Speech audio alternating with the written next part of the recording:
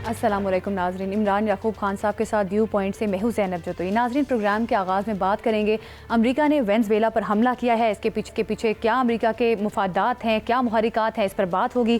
Programme के दूसरे हिस्से में बात करेंगे पाकिस्तान तहरीक इंसाफ से मुज़ाकरात के हवाले से बड़ी अपडेट ये आई है कि हुकूमत और इस्टेब्लिशमेंट एक पेज पर हैं और PTI से बातचीत की जा सकती है।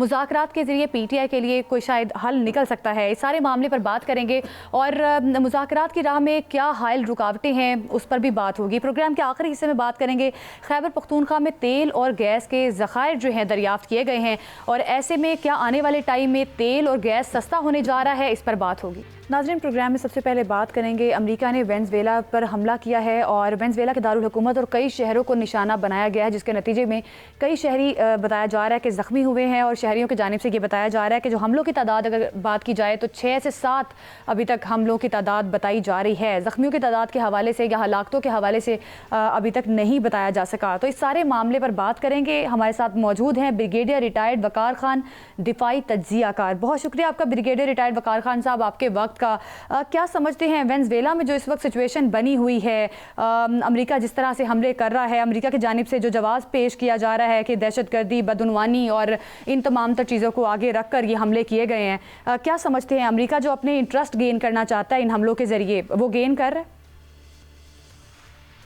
जी, आई थिंक वेनेज़ुएला का उसके आने से पहले मोनो डॉक्ट्रिन पे थोड़ा हो जाए, बिकॉज ये 1823 से नाफिद है। वेस्टर्न हेमिस्फीयर में, नॉर्थ अमेरिका, साउथ अमेरिका में कोई चीज़ अमेरिकन पावर के बगैर मूव नहीं कर सकती, टू कट इट शॉर्ट। और प्रेसिडेंट ट्रम्प ने आई थिंक कुछ अर्सा पहले इसके बारे में दोबारा बात करनी शुरू की, हालांकि इसको 200 साल हो गए हैं। प्रेसिडेंट जेम्स मोनरो ने डॉक्ट्रिन नाफिद की थी। तो एक तो उसका एक इम्पैक्ट भी है। अभी जो मिलिट्री ऑपरेशन है यूएस की सदर्न कमांड या साउथ कॉम कहलाती है, वो कर रही है इस वक्त वेनेज़ुएला के अगेंस्ट। वेनेज़ुएला का एक और आई थिंक बड़ा फैक्टर है कि ये लार्जेस्ट ऑयल रिजर्व इनके पास, सऊदी अरेबिया से ज्यादा तेल है, 300 अरब बैरल जो है उससे ज्यादा ऑयल है। बाकी ये जरूर है कि जो गवर्नमेंट है या थी प्रेसिडेंट मदुरो की, वो अंडर स्ट्रेस थी। एक स्टेज पे तो 2 गवर्नमेंट्स थी, 2 सुप्रीम कोर्ट्स थी और 2 फौजें थी। बाद में फिर उन्होंने स्टेबलाइज किया, बिकॉज जो दूसरे कंटेंडर है प्रेसिडेंट गाइडो, उनको सपोर्ट थी वेस्ट की और यूरोपियन यूनियन की। तो ये I think president Hugo Chavez के मरने के बाद फिर प्रेसिडेंट मदुरो आए। ये बेसिकली लेफ्टिस्ट भी हैं, इनको रशिया चाइना की बड़ी सपोर्ट रही है। और ये मैं कहूँगा कि इसमें एक एलिमेंट है करप्शन का भी हो सकता है, मिसमैनेजमेंट है, क्योंकि इतने बड़े रिजर्व होने के बावजूद ये इतने हालात ठीक नहीं है आवाम के। बाकी Venezuela is a very very important country, north east of southern America को देखें, very close to West Indies वगैरह के लिहाज से यूएस मैरीटाइम ट्रैफिक को भी अफेक्ट करता है, पनामा कैनाल को भी।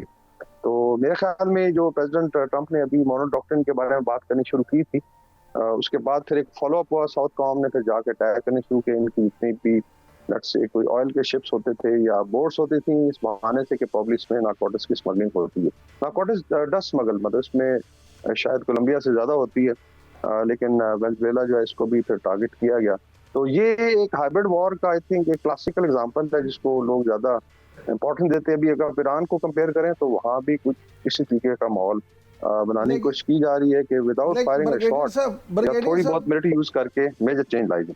ब्रिगेडियर साहब, ईरान वाला मामला भी आपसे डिस्कस करेंगे। पहले ज़रा ये समझ लें वेनेज़ुएला वाला मामला कि प्रेसिडेंट ट्रंप जो हैं खुद तो हर जगह पे अमन के दाई बनते हैं, मुज़ाकरात के ज़रिए से मामलात को हल करना चाहते हैं, लेकिन क्या उन्होंने ये ठेका ले रखा है कि जो उनके इर्द गिर्द के ममालिक हैं उन पे अमेरिका बहादुर का तसल्लुत हो और अमेरिका बहादुर जो चाहे वो हो, और असल में इस सारी आड़ में उनके तेल पे भी कब्जा हो जाए और अमेरिका बहादुर की मर्जी के बगैर वहाँ कुछ ना हो?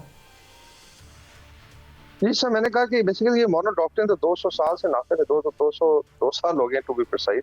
बाकी ये जरूर है कि अगर आप देखें जहाँ पे बड़ी पावर कन्फ्रंट करती है, मसलन रशिया यूक्रेन वॉर में रशिया जब सामने है तो वहाँ पे थोड़ा हम देखा है कि अमेरिका ने पुल बैक किया। इसी तरीके से साउथ चाइना सी में शायद चाइना को लीवरेज मिल जाए, लेकिन आई थिंक वेस्टर्न हेमिस्फीयर में ये पुरानी डॉक्ट्रिन भी इसको रिवाइव किया जा रहा है। तो मेरे ख्याल में 2 चीजें हो सकती हैं। एक तो जो इंटरनेशनल स्टेज है अदर देन मिडल ईस्ट, उसमें से शायद यूएस थोड़ा सा विड्रॉल करेगा फ्रॉम जो वर्ल्ड आइलैंड है, मेनली बेसिकली यूरोप और एशिया को अगर देखें।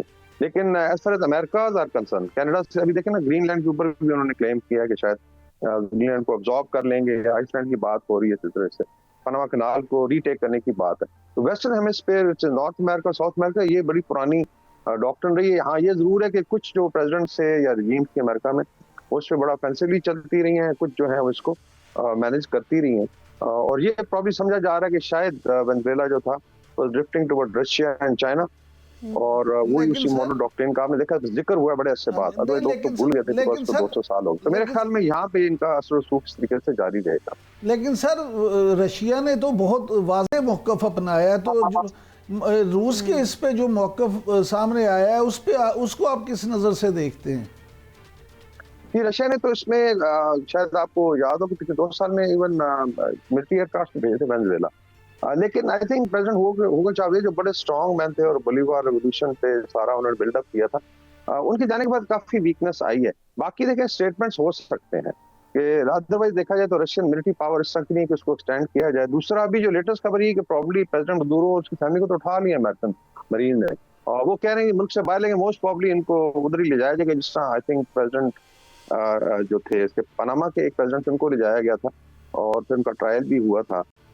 तो इस वक्त जो सिचुएशन ये है कि वेनेजुएला इज विदाउट सारे मामले में ऐसा लग रहा है कि अमेरिकी सदर के अपने इंटरेस्ट भी हैं, आप बात भी कर रहे थे, ऑयल इंटरेस्ट तो है ही उनका, लेकिन अमेरिकी सदर ये भी चाहते हैं कि ऐसी हुकूमत बने जो वाशिंगटन के करीब हो।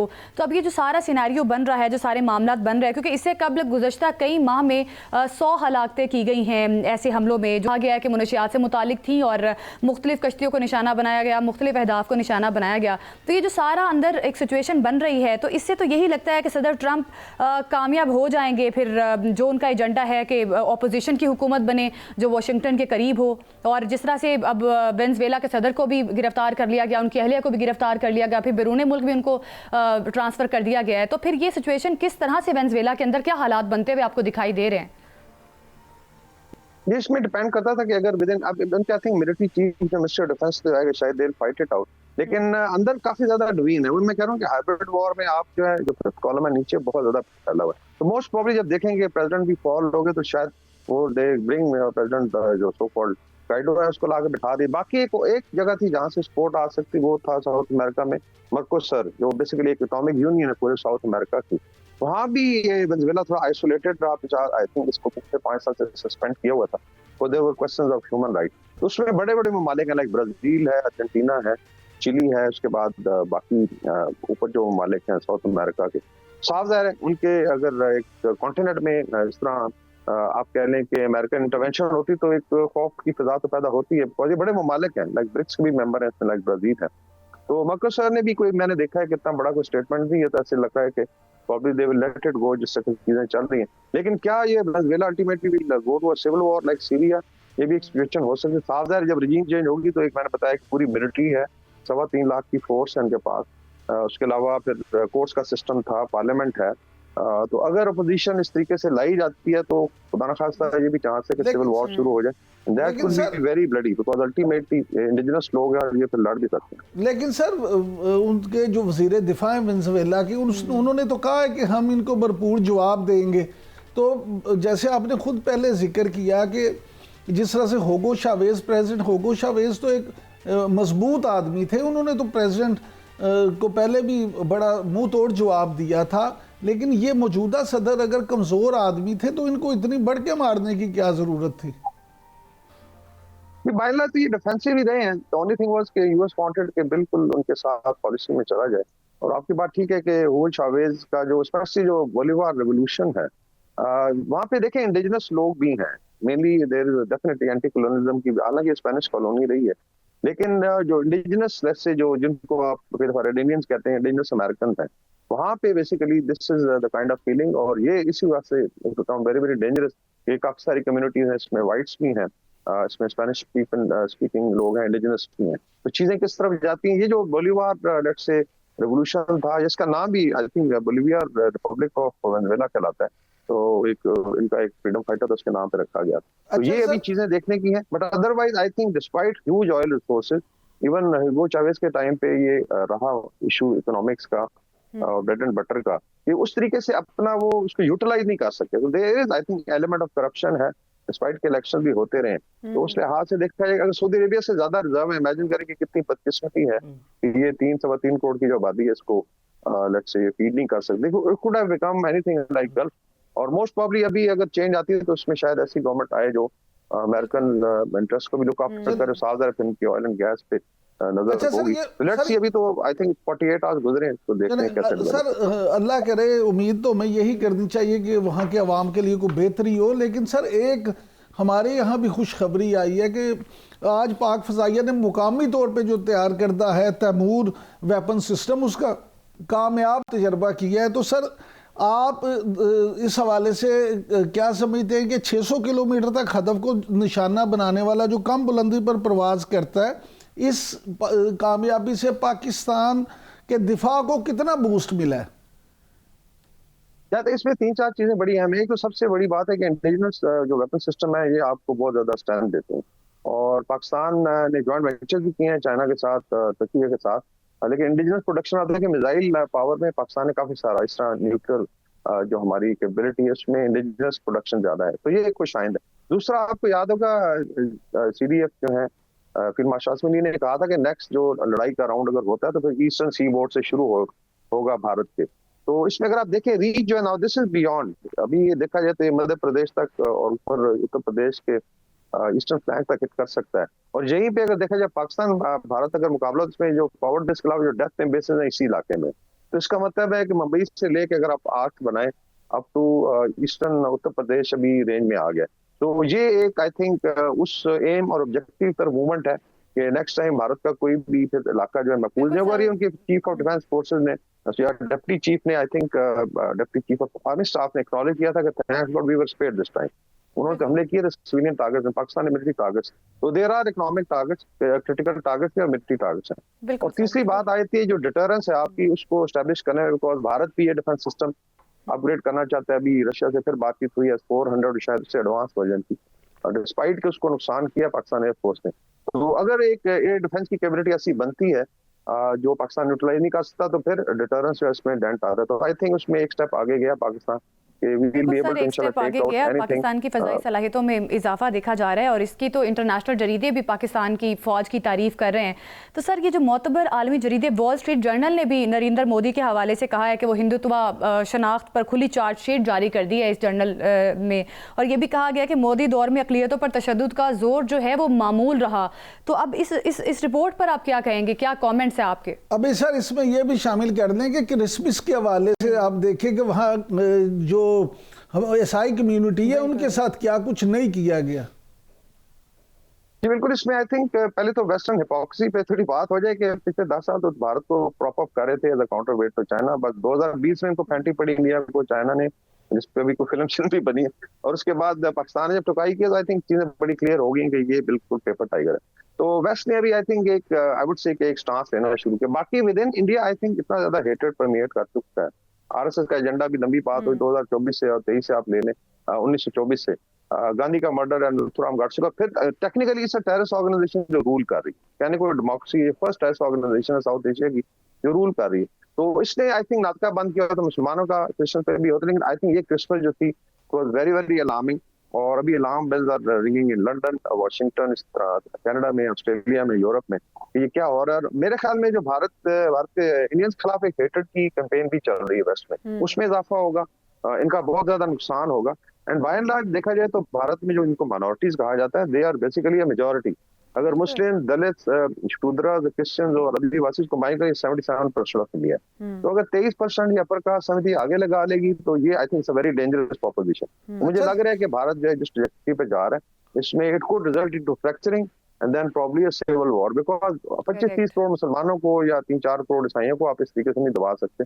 सिख कम्युनिटी है, दलित हैं जो 20 करोड़ है, तो ये मेरे ख्याल की खाम ख्याली है। वोट बैंक के लिए तो ठीक है, but otherwise I think this is painting a very very ugly picture of India.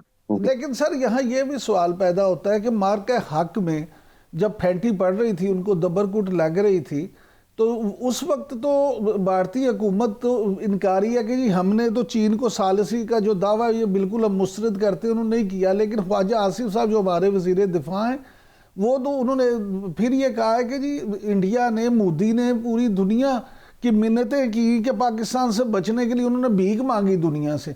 तो आप इस सारे मामले को किस तरह से देखते हैं? और सर भारत तो स्टिल इवन इनकारी है, वो तो कह रहा है कि चीन से हमने कोई मदद नहीं मांगी, ना ही हमने अमेरिका से कुछ सालिसी की बात की। तो शायद भारत अपनी हजीमत भी इस तरह से कवर करना चाह रहा है। और सर एक मैं एडिशन भी करती जाऊँ, मुख्तलिफ रिपोर्ट्स शाया हो रही हैं, उन रिपोर्ट्स में इवन ये कहा जा रहा है कि भारत के अंदर से आवाज़ें उठ रही हैं कि पुलवामा भी एक फॉल्स फ्लैग ऑपरेशन था और इस तरह से भारत को हर फोरम पर हजीमत का सामना। आई थिंक ये बेसिकली तो एक फेक स्टेट है, ये फेक गवर्नमेंट है। और उसमें अगर देखा जाए, अभी मैं जिक्र कर रहा था गलवान पे इतनी मार पड़ी इनको, इनका एक कर्नल बाबू था वो मारा गया बिहार रेजिमेंट का, और अभी उसको आई थिंक लेके आए हैं सलमान खान को हीरो बना के, कर्नल साहब बना के। और चाइनीज ने बड़ा इंटरेस्टिंग किया है कि गलवान की एक्चुअल वीडियोस निकाल दी जहाँ पे इनके आंखें पट्टियां बंद की हुई, तो फिर धुरंधर देख लें। तो बेसिकली तो I think they live in a false bubble. तो एक तो फेक नैरेटिव के ऊपर कायम है पूरा सिस्टम, और एक्नॉलेज करना सच को बड़ा मुश्किल है। देखें अभी नंदन गिरा इधर अरेस्ट हुआ और परेड करा के हमने भेजा और उसको उन्होंने अवार्ड दे दिया। 2025 का जो मार्का हक था इसकी कभी कॉम्प्लीमेंट नहीं करेंगे, बिकॉज ये अब्जॉर्ब नहीं कर सकते, बेसिकली तो ये बुज़दिल लोग हैं इस तरीके से। लेकिन I think international community is watching it. With in India देखें अभी कांग्रेस के कई लीडर, अभी I think chief minister, ex chief minister ने कहा था कि वी लॉस्ट द वॉर। फिर उनके साउथ इंडिया से कुछ एमपीज ने बाकायदा बोला कि 7 से 8 जहाज गिरे हैं, रफाइल गिरे हैं, तो आप क्या करें। लेकिन चूंकि मीडिया इनके पास है, 70% इज गोदी मीडिया, बेसिकली ये अंबानी अडानी का है या मोदी साहब का है, तो वहां पे बड़ा आसानी से आवाज को दबा दी जाता है। लेकिन आई थिंक सोशल मीडिया के दौर में बड़ा मुश्किल है। इंटरनेशनल आप जरीदे देख लें सिक्योरिटी से रिलेटेड, यहाँ तुर्किया में, मिडल ईस्ट में, आप वेस्ट में चले जाएं, बड़े बड़े जरीदों ने ये लिखा है right from the day one, I think 10th में ऑनवर्ड के पाकिस्तान वाज सक्सेसफुल। और यही वजह है कि पाकिस्तान की प्रेस्टीज है ऊपर ये कि बीइंग स्मॉलर आपने एक बड़े एनिमी को ना सिर्फ शिकस्त दी बल्कि उसको डिफीट किया, और बड़ी सुथरे तरीके से और हाईटेक तरीके से। That's why Saudi Arabia went into a defence agreement. इसी वजह से बांग्लादेश करना चाहता है, मिस्र करना चाहता है, तुर्किया पाकिस्तान की बातचीत चल रही। तो व्हाई, मतलब ये question should be asked from Indian military which has become a paper tiger. और मेरे ख्याल में ये एक्सपोज होते जाएंगे, तो परेशानी की जरूरत, दे कैन कीप डिनाइंग।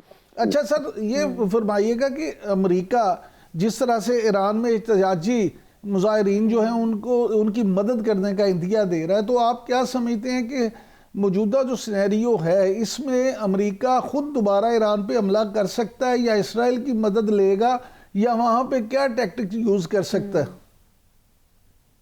ये ईरानी प्रोटेस्ट है, ये तो हो तो रहे हैं, रेगुलरली होते रहते हैं। अभी काफी प्रेशर है उनके तुमान या रियाल पे। आई थिंक अभी ऑलमोस्ट 1.2-1.3 मिलियन तुमान या रियाल का $1 हो चुका है। तो उनका ये आई थिंक जो ट्रेडर्स हैं वहां से शुरू हुआ जेन्युइन एहतजाज था, लेकिन इसको फिर रंग दिया, इसके अंदर इनके एजेंट्स भी हैं। पहले उन्होंने ट्राई किया था, आपने याद होगा कि जब लड़ाई तो लीडरशिप को टारगेट करने की कोशिश की थी, कुछ लीडर को शहीद भी किया। तो this is precisely the same playbook जो वेनेजुएला में हुई है कि मेनली हाइब्रिड वॉर के जरिए आप इंसाइट करें वायलेंस। एक रीजन तो है, इकोनॉमिक प्रेशर, वहां से लोगों को स्ट्रीट पे लाया जाए और फिर इंसाइट किया जाए। लेकिन ये स्टेटमेंट देना I think this is very very alarming, और ये तो डायरेक्ट इंटरवेंशन है कि अगर कोई आप करते हैं तो उसके बाद will be with the people and all that. इस तरह नेतन्याहू ये कॉल कर चुका है, शाह ईरान का बेटा देना वाकई में यकीनी तौर पर अलार्मिंग है। इससे जाहिर है आगे वाले टाइम में शायद कोई कशीदा सूरत हाल बन सकती है ईरान और अमेरिका के दरमियान। ब्रिगेडियर रिटायर्ड वकार खान साहब हमारे साथ मौजूद थे, बहुत शुक्रिया सर आपका। नाजरीन अभी वक्त हुआ एक शॉर्ट ब्रेक का, ब्रेक के बाद बात करेंगे इस्टेब्लिशमेंट से बातचीत पर रजामंदी। सुहेल आफरीदी हुकूमत से मुज़ाकरात नहीं चाहते, इस पर बात होगी, हमारे साथ ही रहिएगा।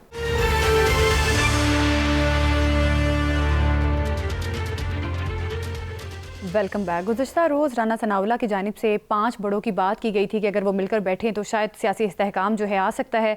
अब राना सनाउल्लाह की जानिब से मज़ीद ये भी कहा जा रहा है कि वज़ीर आज़म शहबाज शरीफ की जानिब से मुज़ाकरात की पेशकश में नवाज़ शरीफ और इस्टेब्लिशमेंट ऑन बोर्ड हैं।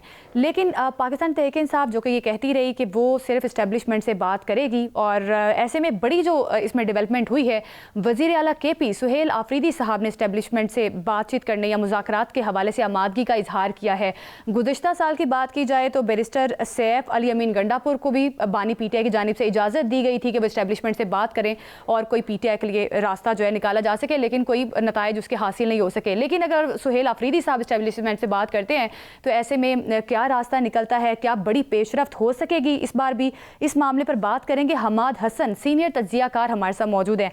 हमाद हसन साहब बहुत शुक्रिया आपके वक्त का। राना सनाउल्लाह साहब ने जो बात कही है कि वज़ीर आज़म और नवाज़ शरीफ साहब इस्टेब्लिशमेंट सब एक एक पेज पर हैं, तो क्या लगता है कि पाकिस्तान तहरीक इंसाफ के लिए कोई रास्ता निकल सकेगा अगर इस्टेब्लिशमेंट के साथ मुज़ाकरात होते हैं पीटीआई के, जो कि पीटीआई डे 1 से कहती रही कि बात होगी तो ताकतवर हलकों से होगी? देखिए, ये तासुर बिल्कुल गलत है कि पीटीआई के लिए कोई रास्ता नहीं है और उनके लिए तमाम रास्ते बंद है। ऐसा नहीं है। अमली तौर पर पीटीआई के लिए इस वक्त दो बड़े ऑप्शंस और दो रास्ते मौजूद हैं। एक तो अगर वो वज़ीर आज़म शहबाज शरीफ उनको मुज़ाकरात की दावत दे रहे हैं, पार्लियामेंट के फ्लोर पर उनको मुज़ाकरात के लिए लाने के लिए वो उनको दावत दे रहे हैं, तो इसी वजीर आजम ने उनकी 20 मिनट की मुलाकात तक से वो पसपाई इख्तियार की थी और वो मुलाकात नहीं कर सके थे। तो अगर वो इतना बड़ा ऑफर दे रहे हैं मुज़ाकरात के लिए, तो इसका मतलब है कि वजीर आजम को कहीं से थपकी मिली है, वजीर आजम को कहीं से सपोर्ट हासिल है, वजीर आजम को भी, स्पीकर को भी और पार्लियामेंट और कैबिनेट को भी। एक तो ये रास्ता है। दूसरा रास्ता जो फवाद चौधरी और इमरान इस्माइल और महमूद मौलवी के जरिए कमेटी आगे बढ़ रही है, तो ये दो ऑप्शंस पीटीआई के सामने इस वक्त मौजूद है। लेकिन पीटीआई की अंदरूनी कशमकश और इख्तलाफात जो हैं वो मामलात को बिगाड़ रहे हैं, वरना बाहर से पीटीआई के लिए कोई मसला नहीं है। जब बैरिस्टर गौहर और महमूद खान अचकज़ई ने मुज़ाकरात और मुफाहिमत के हवाले से मामलात आगे बढ़ाने की कोशिश की, तो उसकी सबसे बड़ी मुखालिफत और पहली मुखालिफत अलीमा खान ने की। और अलीमा खान चूंकि ज्यादातर यूट्यूबर्स के, सोशल मीडिया के उन पे असरात है, तो अलीमा खान ने उसकी मुखालिफत शुरू कर दी। अगर उस मुखालिफत को पार्टी का बयानिया बनाया जाए तो क्या इमरान खान और उनकी अहलिया मुसलसल जेल में रहे? फिर कौन सा दूसरा ऑप्शन है जिसे इस्तेमाल किया जाए? वो ऑप्शन तो आपने 4 अक्टूबर को भी इस्तेमाल किया था, 26 नवंबर को भी इस्तेमाल किया था, 9 मई को भी इस्तेमाल किया था। तो क्या उसके कोई फवाइद हुए? जब नहीं हुए तो फिर मुज़ाकरात के रास्ते पर जाना चाहिए, फिर मुफाहिमत के रास्ते पर आगे जाना चाहिए। लेकिन अलीमा खान इन तमाम मामलात को समझते हुए भी ये रास्ता बंद कर रही है। इमरान खान साहब जो भी कहते हैं वो अलीमा खान साहिबा के जरिए ही बाहर आता है, क्योंकि उनकी जब मुलाकात होती है वो इमरान खान का मौक़िफ़ पेश करती हैं आके। अब मामला ये है कि अगर वो आके ये कहती हैं कि मुज़ाकरात करने वाले बुज़दिल हैं, तो इसका मतलब है कि इमरान खान साहब का यही मौक़िफ़ है और वो मुज़ाकरात नहीं चाहते। तो अगर इमरान खान नहीं चाहते तो फिर दूसरा कोई किस तरह कर सकता है? देखिए, फिक्री तौर पर जाहिर है इमरान खान उनके भाई है, वो उनकी बहन है। लेकिन क्या कुछ दिन पहले इमरान खान ने अलीमा खान के मीडिया टॉक पे पाबंदी नहीं लगाई थी? क्या ये नहीं कहा था कि उज़मा खान बात करेगी मीडिया के साथ? तो जाहिर है कि कॉन्फिडेंस में कहीं ना कहीं दरार मौजूद है। इमरान खान को कुछ मसाइल का सामना है और इमरान खान इसको समझते भी हैं, लेकिन चूंकि वो इस वक्त जेल में है, ज्यादा एक्टिव नहीं है, उनके साथ राब्ते भी बहुत महदूद हो गए हैं। जबकि उनकी अहलिया बुशरा बीबी के साथ कोई राब्ता नहीं है। मशाल यूसुफजई के जरिए उनके साथ कम्युनिकेशन होती थी, तो मशाल को भी रोक दिया गया है। अब जो भी अलीमा खान कर रही है तो अपने तौर पर कर रही है, इसमें इमरान खान का ज्यादा अमल दखल नहीं है। और अलीमा खान यूट्यूबर्स और सोशल मीडिया के ज़ेरे असर है, जबकि दूसरी तरफ जो संजीदा और तदब्बुर वाले लोग हैं, जिसमें बैरिस्टर गौहर से लेकर बल्कि मौजूदा वज़ीर आला पुख्तनख्वा सुहेल अफरीदी तक के लोग हैं, जो मुफाहिमत और मुज़ाकरात के जरिए आगे बढ़ना चाहते हैं, उस रास्ते को सिर्फ और सिर्फ अलीमा खान बंद कर रही है। तो ये ऐसा नहीं है कि अलीमा खान के हर बयानिए और हर नैरेटिव को। लेकिन हमाद साहब, इमरान खान के जेल के हवाले से भी बहुत सारी चीज़ें सामने आई हैं। अभी इंजीनियर मोहम्मद अली मिर्ज़ा साहब जो हैं वो भी बहुत सारी बातें बता रहे हैं कि जेल में इमरान खान साहब किस तरह से रह रहे हैं, क्या पोजीशन है। इस हवाले से कोई अपडेट करें सर। देखिए, इंजीनियर साहब की बातों का ज्यादा यकीन नहीं किया जा सकता। जरूरी तो नहीं कि इमरान खान उनके साथ करीबी बैरक में थे। इस हवाले से कुछ और इंफॉर्मेशन भी हमारे सामने आए हैं।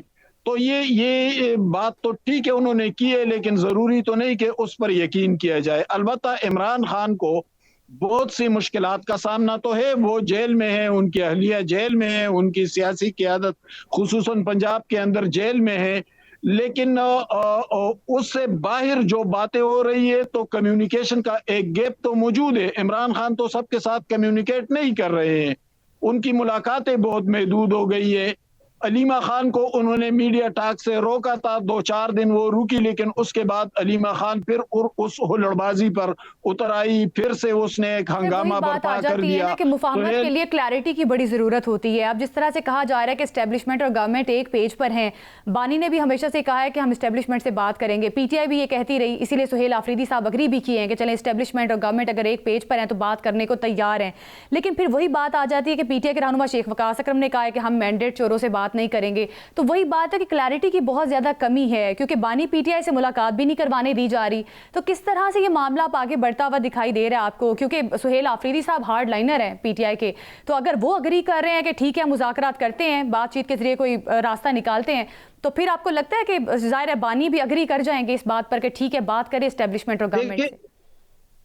देखिए, सुहेल अफरीदी को आप हार्डलाइनर्स नहीं कह सकते। सुहेल अफरीदी का रवैया बहुत मुहज़्ज़ब है, लेकिन वो घिरे हुए हैं बहुत से लोगों में। एक तो अलीमा खान उनको काम नहीं करने दे रही है, दूसरी बात ये कि जो हार्डलाइनर्स है, जिसमें मीना खान अफरीदी है, जिसमें शाहिद खटक है, दूसरे लोग हैं, उनको अलीमा खान का एतमाद हासिल है। वरना सुहेल अफरीदी बुनियादी तौर पर उसी फिक्र के आदमी। अलीमा खान क्यों काम नहीं करने दे रही है? एक मिनट आप मुझे मुकम्मल करने दें। सुहेल अफरीदी आज भी उन्होंने बात की है कि हम एस्टेब्लिशमेंट के साथ बात करना चाहते हैं। देखिए, बात करने और मुज़ाकरात के अलावा कौन सा रास्ता बचता है? क्या एहतजाज की इतनी सिक्कत है कि वो इमरान खान को रहा करा सके, या पहले कभी ऐसा हुआ है कि एहतजाजों के जरिए किसी को रहा कराया जा सका? अगर ऐसा होता तो भुट्टो की एक बड़ी ताकत थी, जियाले बहुत कमिटेड थे, बहुत बड़ी ताकत थी मकबूलियत की, और वो इन कारकुनों से कहीं ज्यादा तगड़े कारकुन थे, लेकिन उनका लीडर बिलाखिर फांसी चढ़ गया। नवाज शरीफ के पास पंजाब में बहुत बड़ी मकबूलियत थी, लेकिन क्या उसका कोई नतीजा निकला था? देखिए, ऐसे नहीं होता। मामलात, मुज़ाकरात और मुफाहमत के जरिए आगे बढ़ाने होंगे, यही आखिरी रास्ता है, और इस रास्ते को अलीमा खान बंद कर रही है। हमाद, आप बहुत शुक्रिया आपके वक्त का। इमरान साहब, आप क्या समझते हैं अलीमा खान साहिबा के बारे में? जिस तरह से हमाद हसन साहब ने कहा कि वो बड़ी रुकावट है मुज़ाकरात के बीच में, आप भी यही समझते हैं कि अलीमा खान का ही मेजर रोल है कि वो नहीं चाहती मुज़ाकरात जो आगे बढ़ें? देखिए ज़ैनब, बात सीधी सी है कि अभी जो हमाद हसन साहब बात कर रहे थे बिल्कुल ठीक है कि मामलात मुज़ाकरात और उसके बाद मुफाहमत से ही आगे बढ़ते हैं, इसके अलावा आगे नहीं बढ़ते।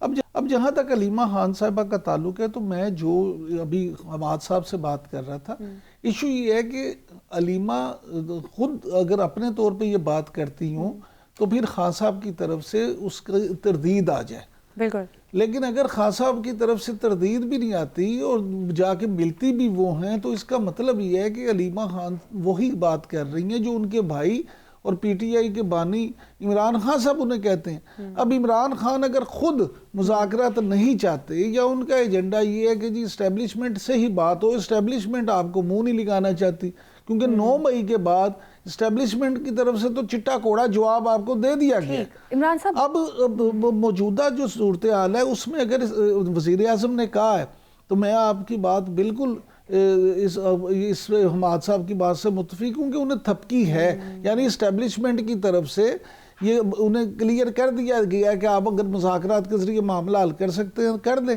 राना सनाउल्लाह साहब का बयान भी देख लें, वो भी ये कहते हैं कि वज़ीर आज़म ने अगर ये बात की है तो इसका मतलब है कि उन्हें नवाज शरीफ और इस्टेब्लिशमेंट की आशीर्वाद हासिल है। ठीक है, गवर्नमेंट ताकत और हल्के कुछ लचक दिखा रहे हैं। इमरान साहब, इंजीनियर मोहम्मद अली मिर्जा की जानिब से जो कहा गया है उस बारे में भी कुछ इन्फॉर्मेशन दे, आपके वाकिफाने हाल क्या कहते हैं? क्या देखिए, उसमें वाकिफाने हाल की तो बात नहीं है। मामला ये है कि इंजीनियर मोहम्मद अली मिर्जा साहब वहाँ पे बंद रहे हैं जेल में, और उनके बिल्कुल पास रहे हैं। अब इंजीनियर साहब ये कहते हैं कि उन्होंने गडचे उसकी मुलाकात तो नहीं हुई खान साहब से, लेकिन मामला ये है कि सारी सूरत हाल उन्होंने देखी है। इमरान खान साहब वहाँ जेल में को महल वाली ज़िंदगी तो नहीं गुजार रहे, जाहिर है, लेकिन उनको वहाँ फिर भी खबरों तक उनकी रसाई है, उनको सहूलतें हैं। 6 चक्कियाँ उनको अलाट की गई हैं, जिनमें से 5 उनके ज़ाती तौर पे ज़ेर इस्तेमाल है और एक में उनका मुशक्क़ती है।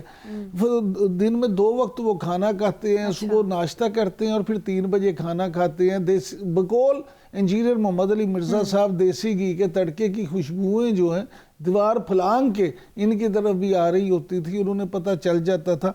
अब मामला ये है कि उन्होंने एक ये बात की है कि इमरान खान साहब वहाँ पे बड़े फ्रस्ट्रेटेड दिखाई देते हैं, क्योंकि जो आवाज़ें आती हैं खान साहब की उनसे ये लगता है। तो मामला ये है कि एक बंदा अगर 2 साल जेल में है तो वो फ्रस्ट्रेटेड होगा और क्या होगा, वहाँ पे इतना खुश तो नहीं होगा। तो इसलिए मैं तो ये समझता हूँ कि ये जो मामला है ये कोई इतना गैर मामूली नहीं है। अगर इमरान खान को वहाँ पे फ्रस्ट्रेशन है भी तो वो एक नॉर्मल इंसान है, तो फ्रस्ट्रेशन हो सकती है। तो मैं ज़ाती तौर पे ये समझता हूँ कि जो अलबत्ता फ्रस्ट्रेशन में इंजीनियर साहब का ये कहना है कि इमरान खान साहब ऊंची आवाज़ में बोलते हैं और मुसलसल बोलते हैं। तो हाँ साहब वैसे भी ऊंची आवाज़ में आमतौर पे बात करते हैं, उनका जो लहजा है उस तरह का। ये सारी चीज़ें जो हैं उसने ये आप ज़रूर कह सकती हैं कि इंजीनियर साहब के हालिया जो इंटरव्यूज़ हैं या टीवी प्रोग्राम्स में उनकी गुफ्तगू है उसने एक नई बहस ज़रूर छेड़ दी। ये बात वाली बात है कि इसमें सच्चाई है या बेजा एग्जैजरेशन की जानिब से की जा रही है। देखिए इंजीनियर मोहम्मद अली मिर्ज़ा साहब एक दीनी स्कॉलर है और मैं ज़ाती तौर पर समझता हूँ कि ऐसे वो झूठ नहीं बोल सकते। अगर उन्होंने बात की है तो मेरे नज़दीक तो उन्होंने जो वहाँ महसूस किया देखा वही बात की। ठीक है बिल्कुल। अब देखना यह है कि आने वाला वक्त पाकिस्तान तहरीक इंसाफ के लिए कैसा साबित होता है। नाज़रीन अभी वक्त हुआ एक शॉर्ट ब्रेक का। ब्रेक के बाद बात करेंगे खैबर पख्तूनख्वा में तेल और गैस के बड़े ज़खायर दरियाफ्त होने के रोशन इम्कानात हैं। इस पर बात होगी, हमारे साथ ही रहिएगा।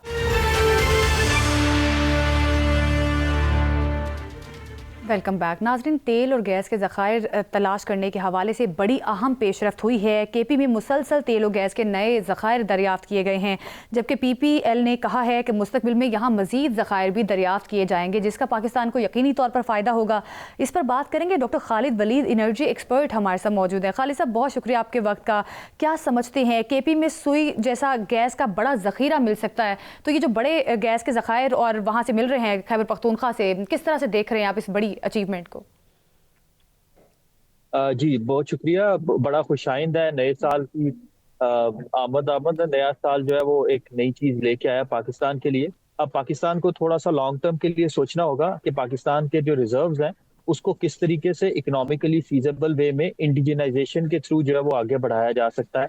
ऑब्वियसली हम लोग गैर मुल्की सरमायाकारी जो है उस पर तो फोकस कर रहे हैं, लेकिन किस तरीके से पाकिस्तान के अपने मुल्की वसाइल को बरूए कार लाते हुए हम किस तरह से ऑयल एक्सप्लोरेशन गैस एक्सप्लोरेशन को बढ़ा सकते हैं, इस चीज़ को देखना होगा। अगर ये जितने भी आपके रिजर्व्स हैं जो न्यूली डिस्कवर रिजर्व्स हैं पाकिस्तान की मुल्की ज़रूरियात को पूरा करते हैं तो पाकिस्तान की इंपोर्ट डिपेंडेंस जो है वो कम हो सकती है।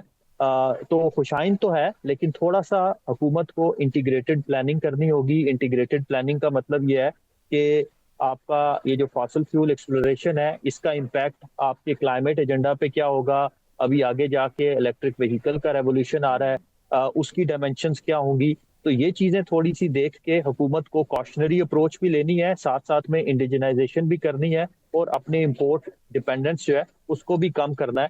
तब जाके पाकिस्तान एक ट्रू एसेंस में अपने जो रिसोर्सेज हैं उनको ब्रूए कार लाते। डॉक्टर साहब वज़ीर-ए-आज़म मियां शहबाज शरीफ ने तो ये कहा कि तेल और गैस के जो नए ज़खायर हैं उनकी दरियाफ्त हमारी तरजीह होनी चाहिए, और इस सिलसिले में उनका ये कहना है कि अनथक कोशिशें हो रही हैं। आप क्या समझते हैं कि इन कोशिशों के कितने % नताइज जो हैं वो बरामद हो सकते हैं?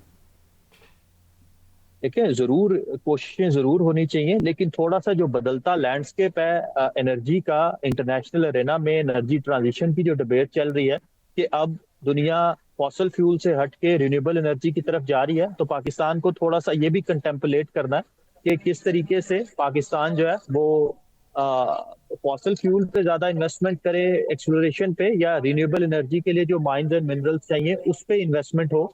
तो इस कॉस्ट एंड बेनिफिट एनालिसिस को जरूर करना चाहिए। अच्छा सर, माइंस एंड मिनरल्स की आपने बात की, तो सऊदी काबीना ने जो तवानाई सेक्टर में पाकिस्तान से ताउन की मंजूरी दी है, और ये कहा जा रहा है कि मोहम्मद बिन सलमान ने जो है ना वो नोटों की बोरियों के मुंह खोल दिए, और पाकिस्तान में एक हैवी जो है वो इन्वेस्टमेंट उसका ऐलान होने वाला है मादनियात और तवानाई सेक्टर में।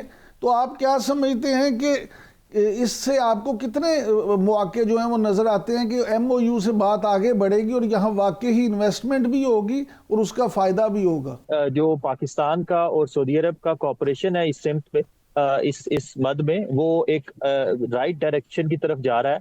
पाकिस्तान को MOU से आगे बढ़ना है और MOU से आगे बढ़ने की दो सूरतें मुझे नजर आती हैं। एक ये कि जो आपका फिजिकल इंफ्रास्ट्रक्चर है वो सऊदी ताउन से डेवलप हो, और दूसरा जो है वो ज्यादा इंपॉर्टेंट है कि किस तरीके से जो सऊदी अरेबिया की कैपेबिलिटीज, एबिलिटीज लेबर की मद में है और इनोवेटिव टेक्नोलॉजीज की मद में है, वो किस तरह से पाकिस्तान को ट्रांसफर होती हैं, ताकि पाकिस्तान अपने फिजिकल इंफ्रास्ट्रक्चर को भी इनोवेट कर सके और साथ में अपने ह्यूमन कैपिटल की भी कैपेबिलिटीज को बढ़ा सके, ताकि हम इंडिजिनाइजेशन का प्रोसेस जो है वो स्टार्ट कर सके। और तीसरी चीज जो बड़ी इंपॉर्टेंट है वो ये कि सऊदी अरेबिया भी अब फॉसल फ्यूल इंडस्ट्री को एनर्जी कंपनीज में कन्वर्ट कर रहा है। इसका मतलब ये है कि अगर एक कंपनी ऑयल एंड गैस पे महारत रखती थी तो अब अपने आप को वो नॉन ट्रेडिशनल सेक्टर्स, खासतौर पे हाइड्रोजन, खासतौर पे आपका जो रिन्यूएबल एनर्जी टेक्नोलॉजीज हैं, उस पे भी अपनी कैपेबिलिटीज को बढ़ा रहे हैं। तो पाकिस्तान को भी अपने पोर्टफोलियो को ब्रॉडन करना है, और अगर आप सिर्फ और सिर्फ फॉसल फ्यूल एक्सप्लोरेशन की बात करते रहेंगे तो शायद अब दुनिया में डिबेट उससे आगे निकल चुकी है। लेकिन डॉक्टर साहब अब अप्रैल में पाकिस्तान में जो मिनरल इन्वेस्टमेंट फोरम होने जा रहा है, आप क्या समझते हैं कि इस फोरम से पाकिस्तान को कितनी इन्वेस्टमेंट मिल सकती है? और जो जिस तरह से आपने फरमाया कि हमको अल्टरनेट चीज़ों की तरफ भी जाना चाहिए, उसके कितने मौके जो हैं वो हमें मिल सकते हैं?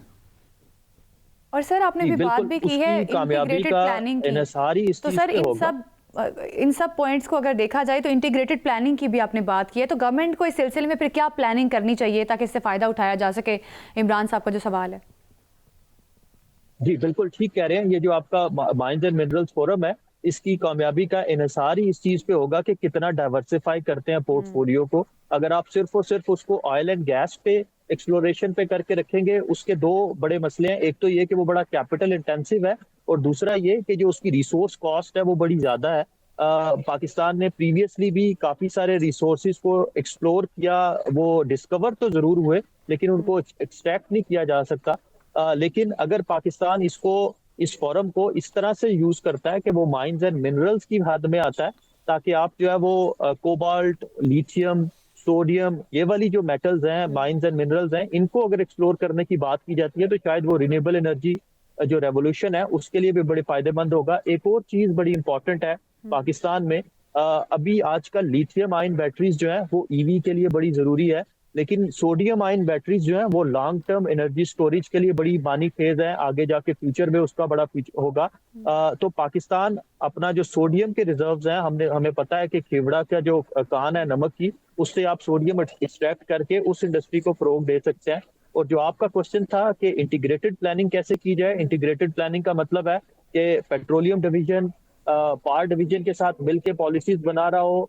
आपका जो पावर डिवीजन और पेट्रोलियम डिवीजन है, ये प्लानिंग मिनिस्ट्री के साथ मिलके और आपस में मिलके प्रोविंशियल गवर्नमेंट्स के साथ के इश्तराक से एक ऐसी माइंस एंड मिनरल्स पॉलिसी बनी जाए जो लेस एक्सप्लॉयटेटिव हो, मोर प्रोडक्टिव हो, मोर इंटीग्रेटिंग हो, ताकि पाकिस्तान ट्रू एसेंस में ये जो माइंस एंड मिनरल्स का पोटेंशियल है पाकिस्तान के लिए, इसको एक्सप्लोर कर सके और नई टेक्नोलॉजीज पे आ सके। लेकिन डॉक्टर साहब यहाँ दो चीज़ें हैं जो हम आपसे ज़रूर जानना चाहेंगे। एक तो ये कि जिस तरह से आपने अभी जिक्र किया कि यहाँ पे अल्टरनेट एनर्जी पे जाना चाहिए, लेकिन आवाम का फ़िलहाल जो मसला है वो ये है कि उन्हें तेल और गैस सस्ती कैसे मिले। तो अगर इंपोर्ट कम होती है तो क्या ये उम्मीद की जा सकती है कि आवाम को कोई रिलीफ मिलेगा और वाकई ही कीमतों में कोई कमी होगी तेल और गैस की? जी देखें, ये ना एक बड़ा लॉन्ग टर्म प्रोसेस है। अभी जो आपके रिजर्व्स डिस्कवर हो रहे हैं वो बड़ी, उसकी क्वांटिटी बड़ी कम है। अगर आप उसको मुल्की डिमांड के एतबार से देखते हैं तो वो पाकिस्तान का शायद 1 या 2% भी नहीं बनता। तो आपको काफी अरसे तक इंपोर्ट डिपेंडेंट रहना ही होगा। लेकिन साथ में चूंकि आपकी न्यू इलेक्ट्रिक व्हीकल पॉलिसी या न्यू एनर्जी व्हीकल पॉलिसी 2025 में आई, उसमें भी एक बड़ा एम्बिशियस गोल है इलेक्ट्रिक व्हीकल्स की भी आमद, तो उस चीज को देखना होगा। लेकिन जरूर अगर आप मुल्क की जरूरियात को पूरा करते हैं और पेट्रोल प्राइसेस कम होती हैं, असल खर्चा आपका फॉसिल फ्यूल बेस्ड उन्हीं का है, तो उससे तो आवाम को रिलीफ मिलेगा। लेकिन मैं लॉन्ग टर्म की बात कर रहा हूँ कि वो जो डायमेंशंस हैं जो चेंजिंग ग्लोबल ऑर्डर में हो रही हैं उसको थोड़ा सा देखना होगा। ठीक है, जाहिर है लॉन्ग टर्म प्लानिंग है, उसके बाद शायद गैस और तेल की कीमतों में कमी आ सकती है। सर इस पर भी कमेंट कीजिएगा। एक सऊदी कंपनी ने रेकोडे कान के 10 था 20% हिस्से खरीदने में दिलचस्पी जाहिर की है, तो फिर इस अब 9 अरब डॉलर मालियत का ये मंसूबा पाकिस्तानी मईशत के लिए आगे जाके गेम चेंजर साबित हो सकता है, क्या कहते हैं आप इस पर?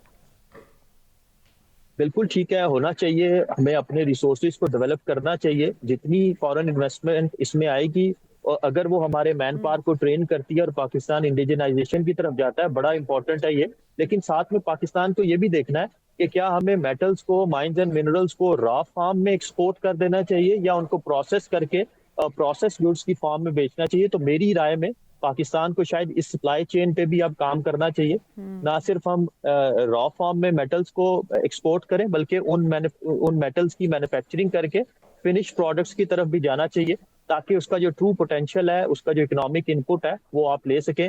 वरना ये थोड़ा सा एक्सप्लॉयटेटिव रिजीम की तरफ ही रहेगा। बहुत शुक्रिया आपका doctor Khalid Walid, energy expert हमारे साथ मौजूद थे। नाज़रीन इसी के साथ प्रोग्राम से हमें दीजिए इजाज़त, कल फिर मुलाकात होगी। अल्लाह हाफिज़।